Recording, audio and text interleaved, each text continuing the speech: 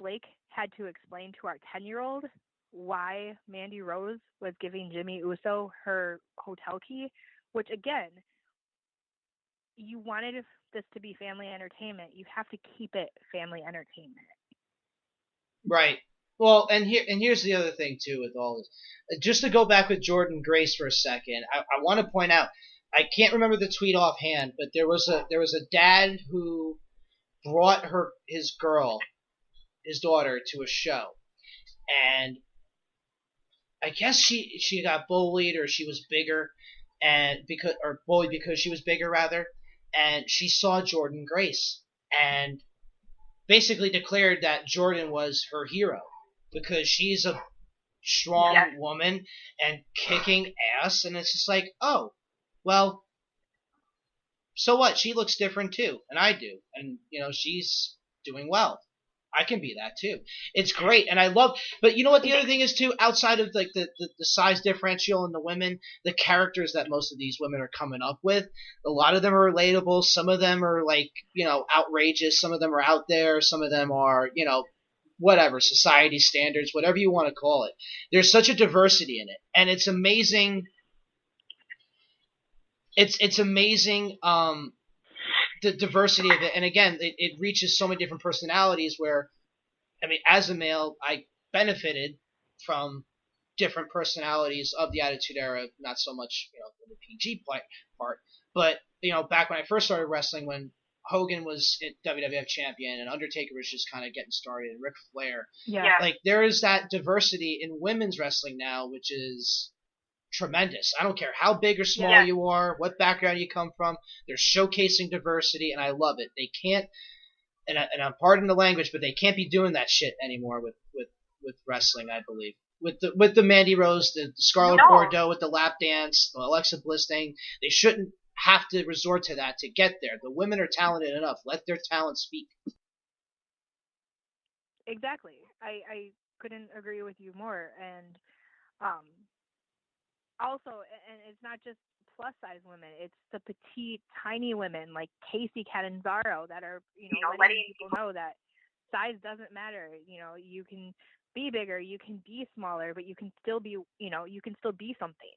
She's tremendous too. And Dakota Kai's another one that fits the bill. Really small, but really packs a punch. Between you, me, and your listeners, that may be our son's first crush. Oh, that's awesome. It is a shame she is injured. It is a shame she is injured right now. Yeah, again, then it makes room for somebody else, and then, she does have enough of a following. I'm sure this won't sidetrack her career that much. So let me... Exactly, go ahead. But... Oh, no, go ahead. No. I was just going to say that there's literally a woman that all of these little girls can look up to. You have the 4 horsewomen, you have the other 4 horsewomen, you have Kairi Sane, you have Bailey, who is a 4 horsewoman, but I feel like she's such a relatable character. She's telling you that in this world of, over sexualization, that it's okay to be a good girl. It's okay to be the hugger. Yeah, absolutely. Now, here's a question, and this might be a little... I'm sorry if I kind of go a little bit in all directions of this. So back in the day, when you have the Playboy centerfolds coming out with Tori Wilson, Sable, Chyna, and the like, right? They explained in some of their videos where, what's it called? They talk about being in love with your body and being able to express yourself that way. And with the message of your Instagram, where's the borderline? Where's the line drawn of empowerment versus exploitation? I think when the clothes come off. I think that's the problem. The Instagram Wear the Swimsuit is essentially about loving your body. It's saying that every body is a beach body. If you want to go to the beach, if you want to wear a bikini, you put it on. That's cool. However, in the 90s, I don't feel like that was what was said or what was meant. It may have been said, but Right, it right. definitely wasn't met. Um, Whereas nowadays, I feel like that really could be it. However, we're not doing the bikini matches. We're not doing the lingerie matches. We're not doing the stupid Halloween costumes. So I really feel like actions are speaking louder than words nowadays because you don't need to put the women in the skimpy clothes. They're they're showing that they're strong, that they're empowered without any of that. And for me, I feel like the Playboy centerfolds were kind of contradicting the message, because you never had, you know, I don't even think there were any normal looking women in the 90s in wrestling. No chance.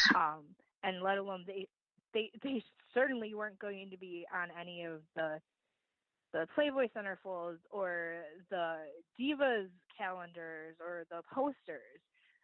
Whereas nowadays, I really feel like, you could put Nia Jax on a poster, you could put Bailey on a poster, and people are going to buy them. And it's, again, not just their looks, it's also the character and the meaning behind the character. No, absolutely. And again, with Wear the Swimsuit, it's not just about your body, it's about your mind and being in that place where you know that you're a good person and you're worthy of, everyone is worthy of loving themselves. And I feel like that's where the women's revolution needs to stay, and they can't go back.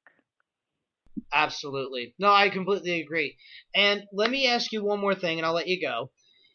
The women's tag team championships, they are finally here, and yep, and I'm still not sold on how this could work instead of just being that filler championship, like the equivalent of like what the European Championship was back in the day, for the Attitude Era. Um, what are your hopes for, as a fan, what are your hopes for the Women's Tag Team Championships? Obviously, they're going with, it seems like, dual branded. Would you like NXT women involved, which for me, would make the most sense, is dependent on all three brands, as Triple H has come out and said, we're going to have people kind of cross-pollinate, if you will, in all the different brands. So what do you expect out of it? What do you want out of it?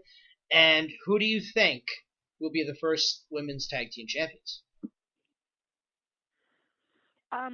Well, first of all, I feel like they should have done this at Evolution. It's a little late, but better late than never. Um, I feel like they need to get away from the Alexa storyline, the Mandy storyline. I think they need to go back to where they were. I feel like they had some really great tag team matches, and then they kind of went back to this fluff. I don't honestly have any clue what they're doing with Sasha right now. When they were building up the Boston Hug connection, but I feel like there is some really great potential with the Riot Squad, with the Iconics, even with Mandy and Sonya before they did whatever the hell they decided to do with Mandy. They teased Asuka and Naomi. And I feel like NXT, like you said, it's a perfect way to introduce some of the NXT women to the roster. I know Kyrie and Io wanted to be a tag. Yes, they. I'm not the biggest fan of either one of them, but I think they would make a great tag team. Becky and Charlotte, I know that had been thrown around before Becky became what she is. I think it is needed to give more women an opportunity to shine. Let's face it, Liv and Sarah Logan are not going to hold the women's title anytime soon because they're not even letting Ruby hold the title. This is an opportunity for them to have a little bit of the spotlight to get the credit that they deserve. The Iconics, you know, Peyton and Billie Kay, they're jobbing essentially to Asuka and Becky when they could be real contenders for the belts too. Um, I feel like this is needed. I don't think this is going to be a filler belt. I think this is going to be a step in the right direction for women. I think it's going to give them a little more of the spotlight that they deserve. I think that it's going to give a little more attention to the women's division. It's going to give them a little more credibility. And I'm really, really hoping that they don't screw this up. Like, I really feel like they screwed Evolution up in many ways. I feel like they have so many great plans, and then the execution is poor. And I'm crossing my fingers that this isn't the case. Ideally, I would love to see the Riot Squad versus the Iconics. I would love to see them be the last two in the chamber. And I feel like they should give it to the Riot Squad at this point. I agree, especially how over they are. I will say, yeah. I think Ruby wins the Rumble. I have a feeling. I don't know how they'll work it, but I have a feeling that they'll pull a curveball. Maybe. I'm very hopeful on this one. I adore Ruby Riot. I mean, just as a person and a wrestler. And again, you know, we're talking about women who would never have been given an opportunity in the past because she is not your stereotypical cookie cutter woman. I really, they've teased it a little bit, but I would love to see her win a belt. And she did well with Ronda in the ring too when they had the chance. So I don't see why they can't get a pay-per-view match. But again, you know, we could talk about this stuff all day. I'm not Team Ronda at all. So right now I just want anyone to take her out. All right, that's a fair. At this point, let Mandy Rose take her out. I don't care who it is, just someone take Ronda out right now. I mean, that's one way to talk about Sonya Blade. She voices Sonya Blade in a new Mortal Kombat game. That's why I threw it out there. Anyways. And if they want to give an MMA person a shot, give Sonya a shot because she is incredible, and I feel like her MMA background has kind of pushed her in the back with the other 4 horsewomen. So. Plus, I think with her being gay would help push the agenda of, hey, if you're good, you're good. I don't give a crap what you are, and that's what I believe. You know, if you're good, you should be recognized for being good. And I think that if they gave her the rub, even if they put the tag titles on her and Mandy first, right? That's still putting it in the right direction. Yeah. And, she's been very vocal about her, sexual orientation and everything like that, so. And I mean, Finn has been very open with LGBT rights and everyone being treated equal. And I feel like she could do the same thing if they really allowed her to. And they kind of have with her gear being kind of rainbowy and whatnot. But I feel that there's an untapped market that she could really help them with. Absolutely. All right, Mandy, I really appreciate you taking the time to come BS with me about women's wrestling. It's something I know you're very passionate about. Throw out your projects and social medias, of these said projects. Just throw them out there, and then, I'll let you go. All right. Well, first of all, thank you for having me, and I would love to be on anytime. I could talk wrestling all day, and with my guys in this house, I have to. So, you can find me on Instagram at Mama Mandabear. Wear the Swimsuit is the other project that we were referring to on Instagram at Wear the Swimsuit. And then my last project is I make bracelets for the American Lung Association, and you can find that at manda.bands. So thank you very much for having me, and I hope that we can do this again sometime soon. Yeah, absolutely. I definitely look forward to it, and thank you for taking the time. Talk to you soon. All right, bye. Bye. There we go. There was a reason why.